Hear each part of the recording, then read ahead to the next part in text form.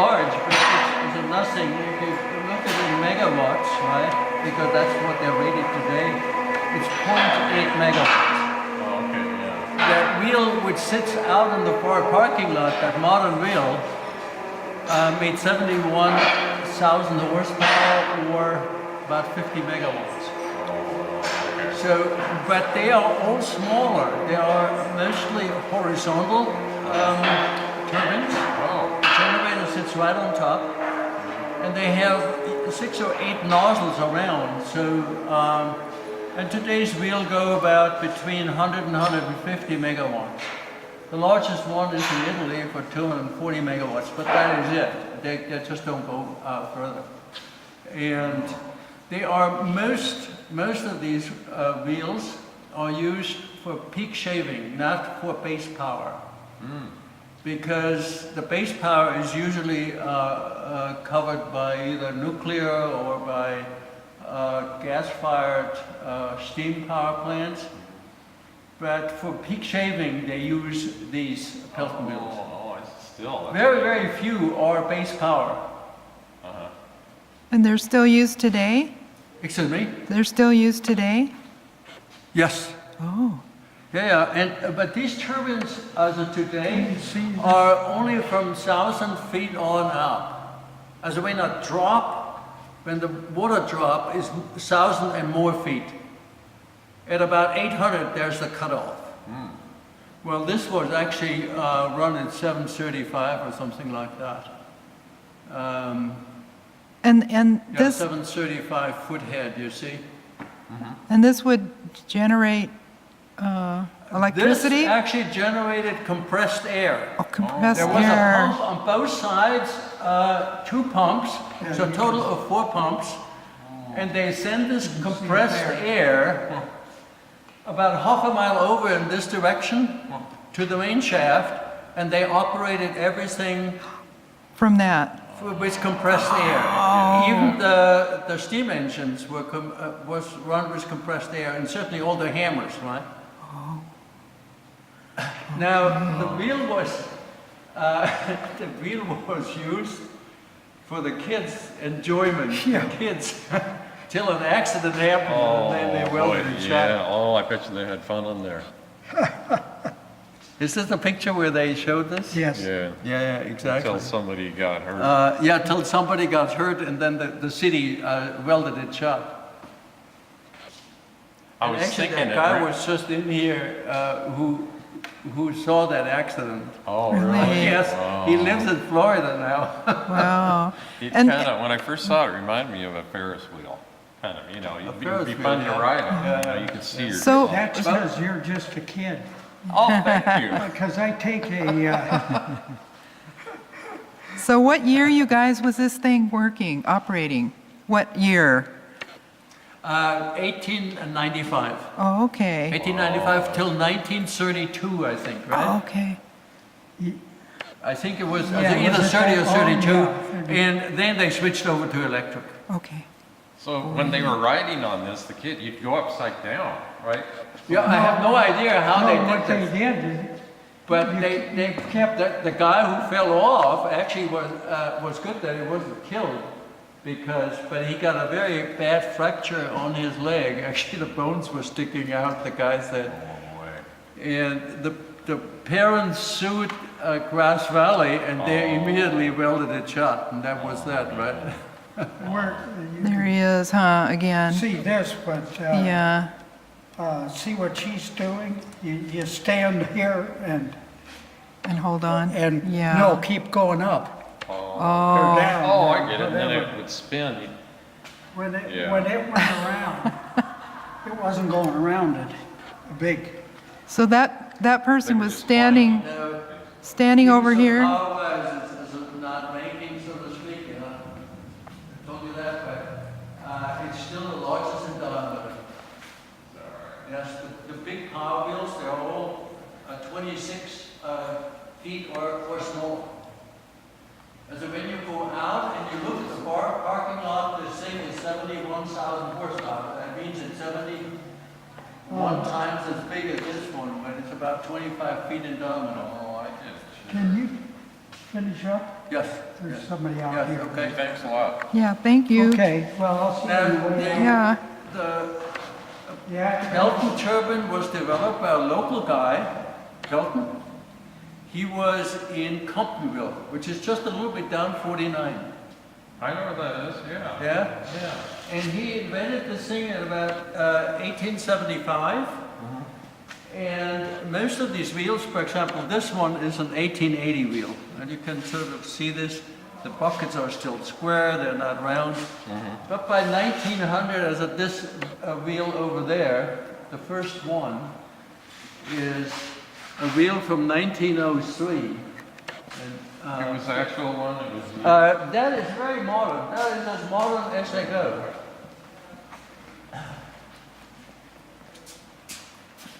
This one here, right? It's the bucket is almost spherical and has already these cutouts for the jet. So very modern, right? This is about 1885 or so. This is roughly around 1900. This is also 1880. So it depends. This is also just hitting 1900 or so. But you see what happens, the things get more spherical.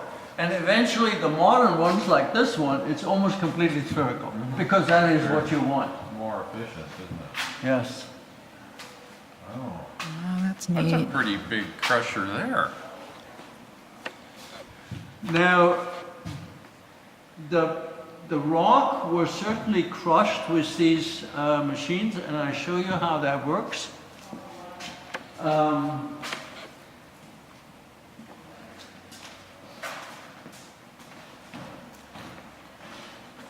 And that was also Pelton wheel driven, right? You see that Pelton wheel drives it? Oh, yeah.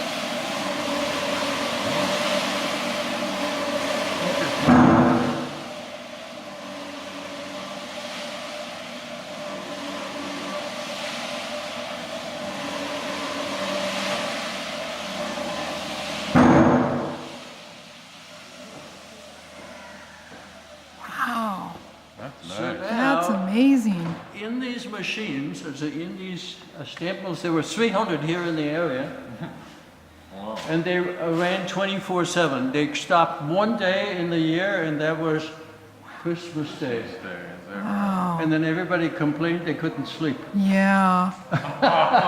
By the way, that's the truth. Two guys came in here and said, that's exactly the way they were. When they used stopped, to we it. couldn't sleep. Oh, that's funny. Isn't that funny, yeah? And they certainly, here you can see what sits in the middle there is one of a used stamp. But the new stamp sits down there on the base. You see this? You see the difference between this is 3 months. In Oh, 3 is months, that they right? ran from this to Oh. this. And grind all down. Do you think that's almost the same RPM? No, I think they were a little faster, but not much. I would say it's probably half the RPM or That's something. pretty good. Oh. Yeah, this is 3 months after this, right? The way that wore down. Right, this is 3 months after these, right? Amazing. Yeah, they're pretty worn already, right? Now this was full of mercury here. This was and also here mercury, and they formed the amalgam with the gold, and then used the ball mill to squeeze the extra mercury out. And if you want to, I can actually rotate that for you. But it just turns around and rolls these balls around. And then it went into that oven, right around the corner, Yeah, that yeah, he oven which showed is us already, that, yeah. and then they boiled the mercury off Yeah. and melted the gold down. And the mercury was certainly reused, huh? Wow.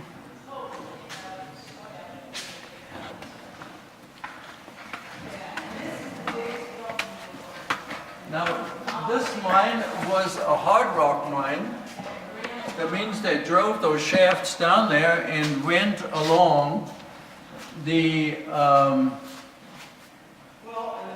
quartz mines, the quartz veins. because this is where the gold is deposited. Now, this is an example of a placer mining, where you dig the gravel out in a river, separate them in the middle, and then take the tailings out. And if you go in the middle, I'll show you how that machine was operating. It's a great model. So whatever they dug out here, they put in this drum. The gold and the sand falls out. The gold gets washed out on these terraces, and the tailing gets back into the river. And this model was built for the 1915 World Exhibition in San Francisco. Oh, okay. And it's really a huge machine. It's 510 feet long, big as almost 2 football fields. Oh. And one of these buckets is out in the yard. You can look at the real size bucket, which yeah. actually brings the seen it size out of there. that machine home. It's huge. Oh, yeah, we saw it yesterday. Good. Here's yeah. Is this it here? Yes, that is the machine now in Yuba City. That was 2 years ago, was that picture taken, but it's still operating as far as I know. Oh. And they operate basically 24/7, and they have usually a crew of 4 or 5 people, that's all. So the total crew is something like 25 people, and that's it. They still use that barrel technology, because I was watching that gold mining show of that family up in Alaska. I see. Did you ever see that? Yeah, They have the same barrel on one of the machines. Now, this is a 1/3 model of a steam donkey or steam hoist. And this is in front of the museum, and I'm presently restoring that. Oh, yeah, that's the one. So when you look at this here, this is the cylinder, and here's the real size cylinder, right? Right there. Okay. You see the real size cylinder. So, and I show you how these were operated. They were, as long as the cylinder is cold, you can't get power because the steam collapses immediately on the walls, and forget about it, right?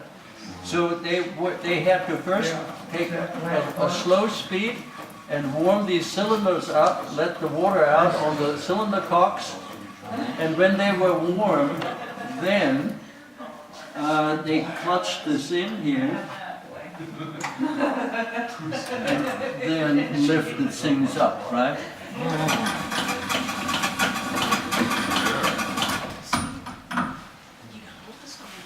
Okay. Yeah.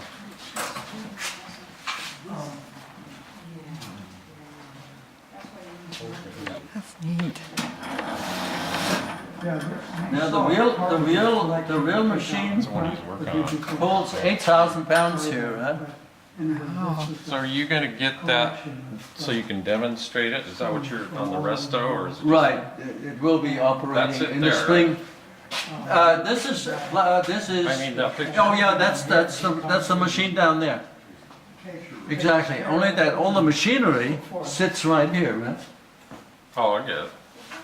So that The only thing which are still down there is the drum and this axle, but all this machinery is all up here. okay, yeah. This is kind of interesting. Yeah, I've seen dredges. This is the placer. Part of Yes, the placer mining, that's or the cannons actually. and- Also, there are a few examples out there. You probably saw We this did, yesterday. Yeah, the cannons. It's just huge.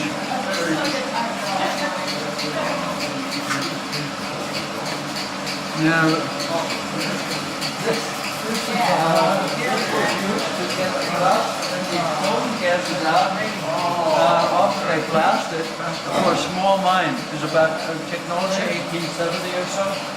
And the clever thing is it's an old invention. It's from the Chinese, 2,000 years old. Oh, But the clever thing is that I'm pumping, but the flow rate is constant, and it delivers 100 cubic feet a minute. So oh yeah.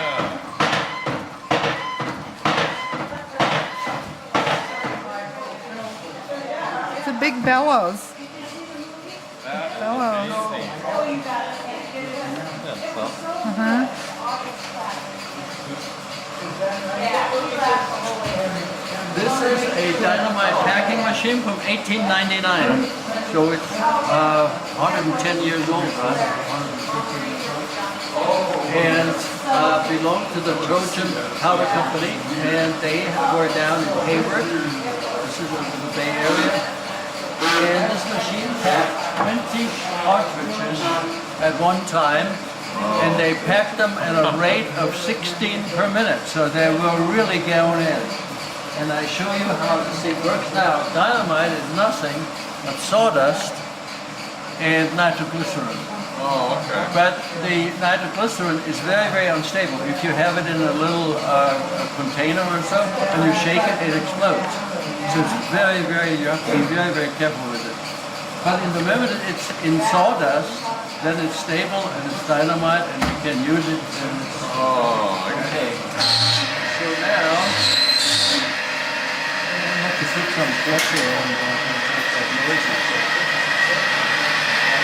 Now when these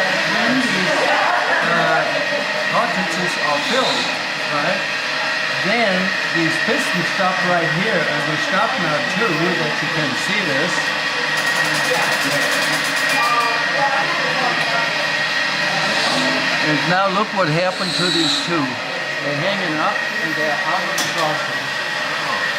Okay, you see the machine is still running, but these are out of the process. So what the guy does, he steps down here, takes the filled cartridges out, puts new cartridges in, puts this back up, and then resets the machine. And then show you that too. So watch what these two do now.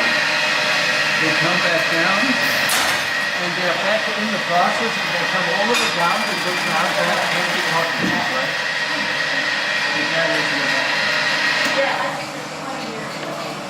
And we just recently refurbished that machine and made it go. did you work on it? We cleaned, yes, we cleaned 2,000 parts Oh, boy. and made 80 new parts because the whole end here was missing. So we had to make 80 new parts, but here you can actually see, we have virtually no idea that these were brass rods, or that this was a big brass shaft here, right? Or that this is brass, and you can see this on these pictures here.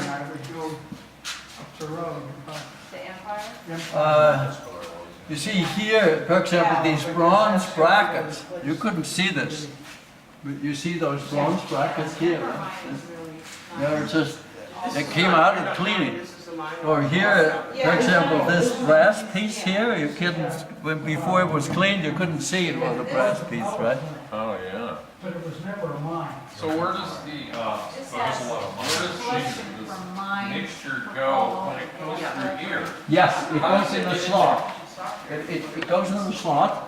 The slot goes all the way across, only that we fill only two here, right? Oh, okay. So these actually should be filled. That way Let's about just look at them. 30, This is not quite filled. maybe 40. Oh, I see whether this is filled. Yes, this is filled, you Oh, see. okay, sure. What's that? So, Yeah.